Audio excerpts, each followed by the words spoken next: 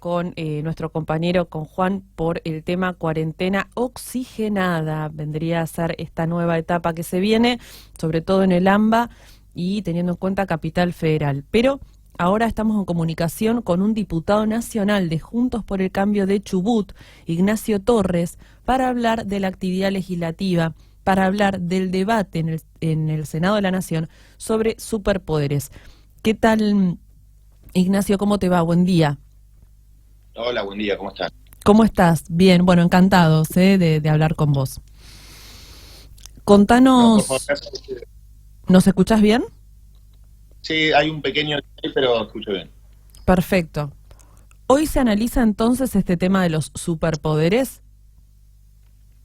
Sí, la verdad que creo que es uno de los ejes centrales y que tiene que ver no solamente con la concentración del poder en el Ejecutivo, sino también con cuál es la mirada del rol del Estado en la pandemia. Yo escuchaba la introducción que estabas haciendo y la verdad que algo que nos preocupa como Interbloque, que me preocupa a mí a título personal, es justamente la concentración de los recursos en las arcas del gobierno central y la poca mirada federal para poder descentralizar esos recursos. Yo en este momento, por ejemplo, estoy en Trelew, en la provincia de Chubut, Sí.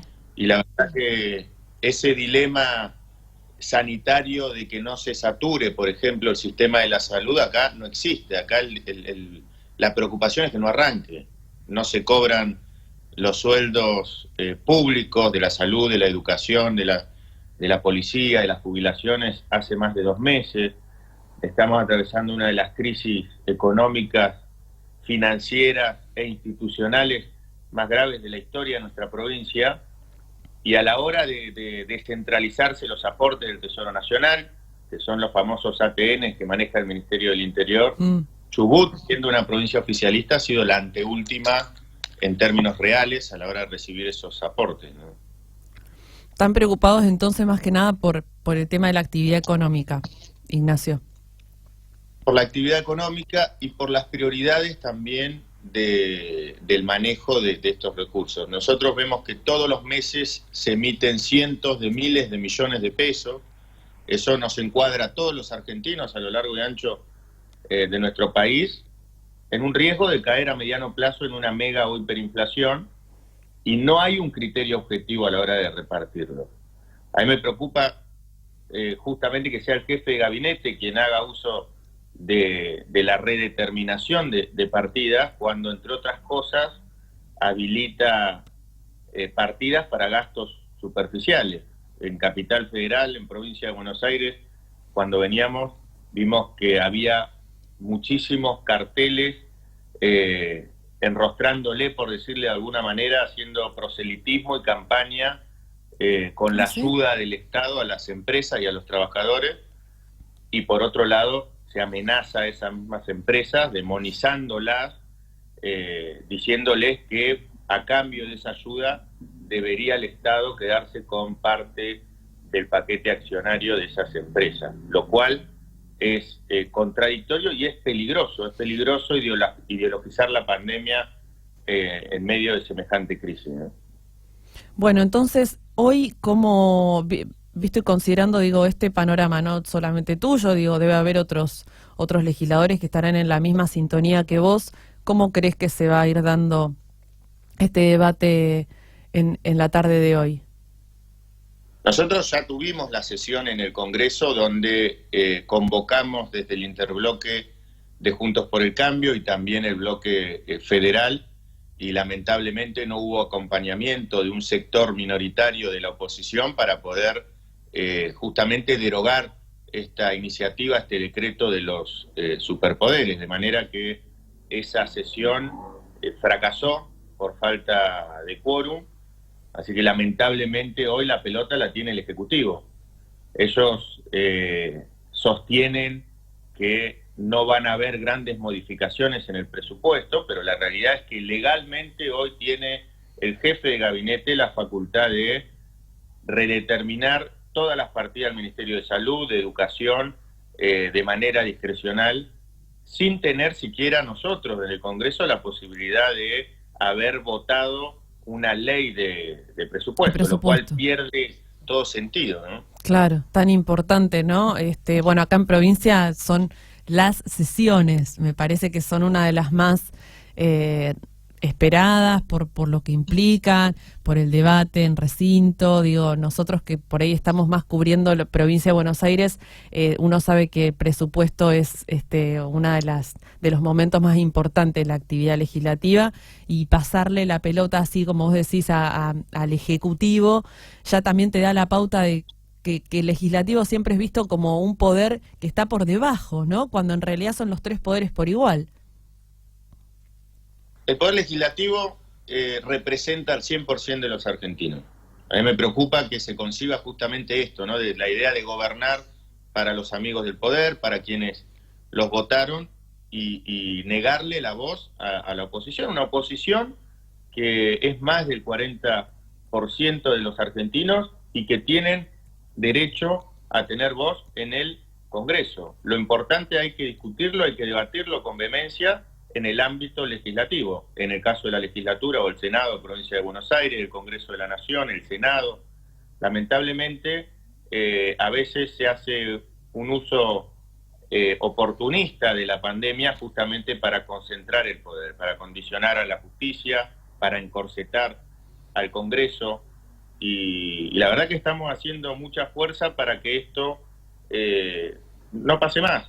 Ya pasó con la ley de emergencia en su momento, que aunque tenga títulos grandilocuentes de solidaridad y federalismo, el paso del tiempo nos ha dado la razón de que esa ley no fue ni solidaria y mucho menos federal, ¿no? Teniendo en cuenta cómo se utilizan esos recursos extraordinarios por emisión monetaria que hoy cuenta el gobierno nacional y que concentra todo solamente en base al oportunismo o el costo político de disciplinar a un intendente o gobernador amigo.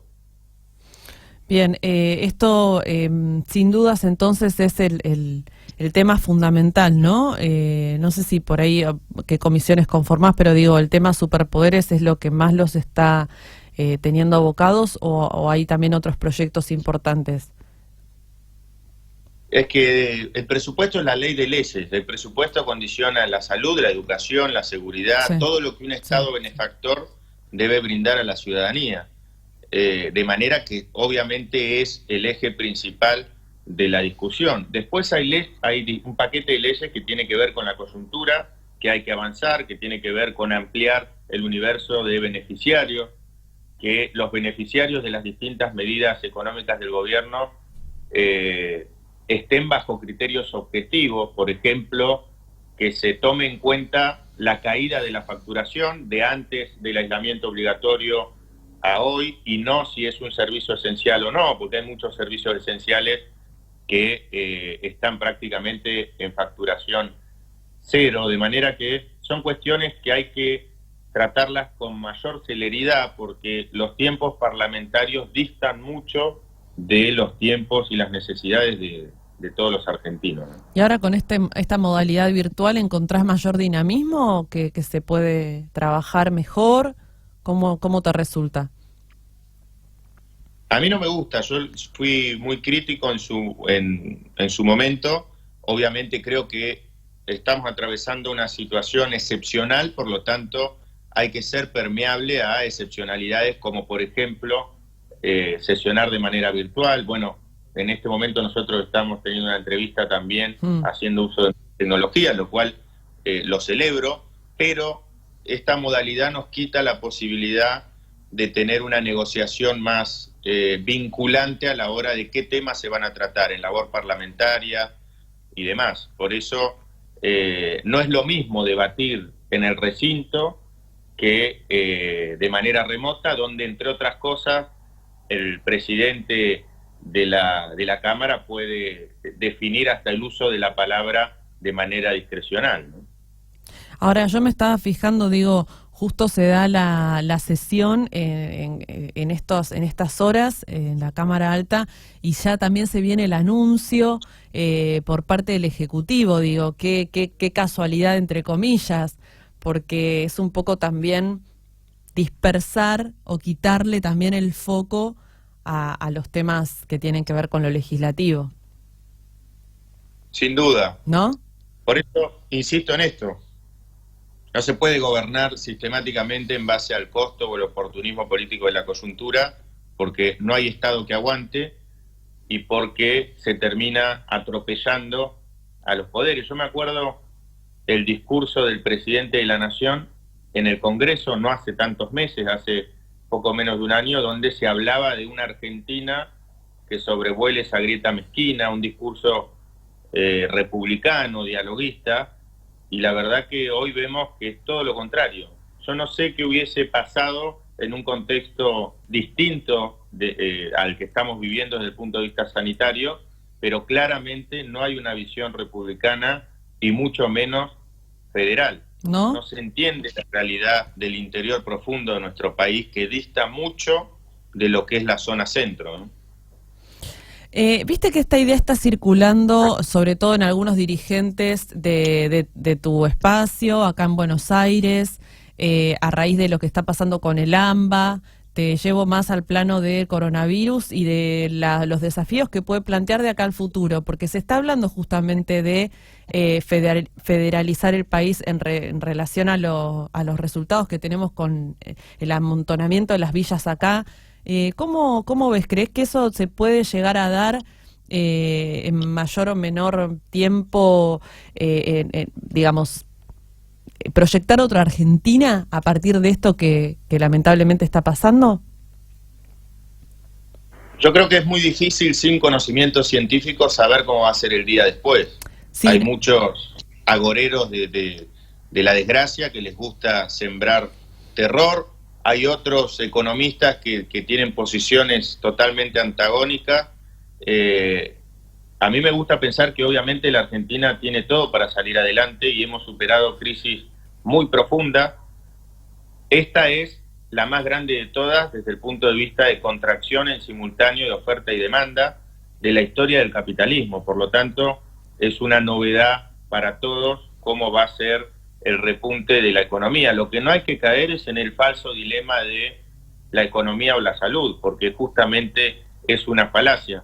Yo tengo comercio también en mi ciudad, estoy padeciendo esto, pero Trelew, por ejemplo, es el caso de una ciudad donde hubo una apertura temprana, fue de las primeras que flexibilizaron, y hoy lamentablemente volvimos a fase 1 porque hubo un repunte muy importante de los casos en el Valle de Chubut, ¿no? Mira.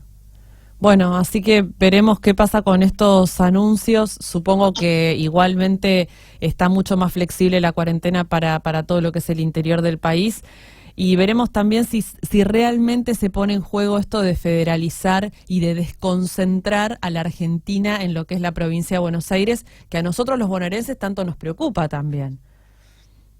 Exactamente, provincia de Buenos Aires, son muchas provincias en una sola, con realidades también muy distintas, y ese esquema federal tiene que hacerse también vía una coparticipación interna para los municipios de provincia de Buenos Aires. No hay municipios más importantes que otros, por eso insisto en la necesidad de que esto esté grabado a fuego en una ley y que no sea discrecional para un intendente que me caiga mejor que otros, sino entender que todos los bonaerenses tienen el mismo derecho a tener acceso a esos recursos que son de todos los argentinos, ¿no? ¿Sentís, Ignacio, que por el espacio que ocupás, digo, que les dan menos, o digamos, en cuanto a la importancia, el protagonismo que les dan en el Congreso, ¿sentís alguna diferencia con tus pares, los de Frente de Todos? Mira, yo entiendo la doctrina partidaria o la disciplina de bloque, pero yo siempre que tengo la oportunidad de mirarlos a la cara les digo lo mismo a mis colegas diputados del Frente de Todos de mi provincia, por ejemplo. Uno puede elegir pasar por el Congreso sin pena ni gloria siendo alcahuete o aplaudidor del gobierno de turno, o realmente defender los intereses de la República y de su provincia. Y a mí me cuesta muchísimo ver cómo cuando muchos están en Buenos Aires, pero cuando vuelvan a mi provincia le van a explicar, entre otras cosas, a los jubilados que el congelamiento de sus saberes fue positivo, lo cual es bastante extraño escuchar que hablan justamente de defender a los más vulnerables cuando son, por ejemplo, los jubilados los que pagan el pato sistemáticamente. Yo creo que el relato tiene fecha de vencimiento y estoy convencido de que ese crédito se va a terminar. Por lo tanto, es momento de decirle la verdad de lo que está pasando a todos los argentinos y hacerse cargo de que hay medidas que se tienen que tomar que implican un costo político. No pensar solamente en cuestiones electoralistas, sino en velar por el bienestar de todos los argentinos, no solamente discursivamente. ¿Y el relato con fecha de vencimiento, decís, en poco tiempo el vencimiento? Yo estoy convencido que sí, yo creo que hay cuestiones que son insostenibles. En su momento, cuando decían que la movilidad jubilatoria era una aberración y que iban a presentar una movilidad superadora, todos sabíamos que no iba a ser así, hoy sabemos que no es así y nadie se hace cargo. El presidente, entre otras cosas, decía que mentirle a los argentinos es corrupción, y Vanoli se cansó de mentirle a los argentinos, de mentirle a los jubilados. Bueno, pero lo sacaron, Ignacio. Sí, lo sacaron, pero sin admitir que no se cumplió con lo que se prometió a principio de año. Yo entiendo, insisto en esto, entiendo la voracidad recaudatoria de un Estado que está atravesando un contexto de pandemia, pero lo que no se puede permitir es la mentira.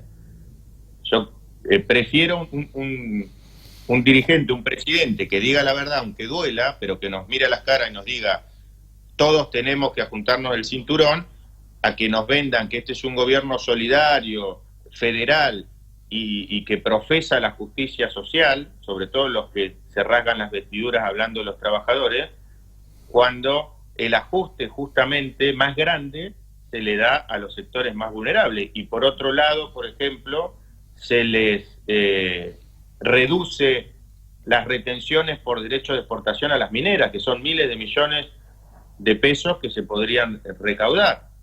Esas son decisiones políticas y obviamente implican un costo político que tienen que hacerse cargo.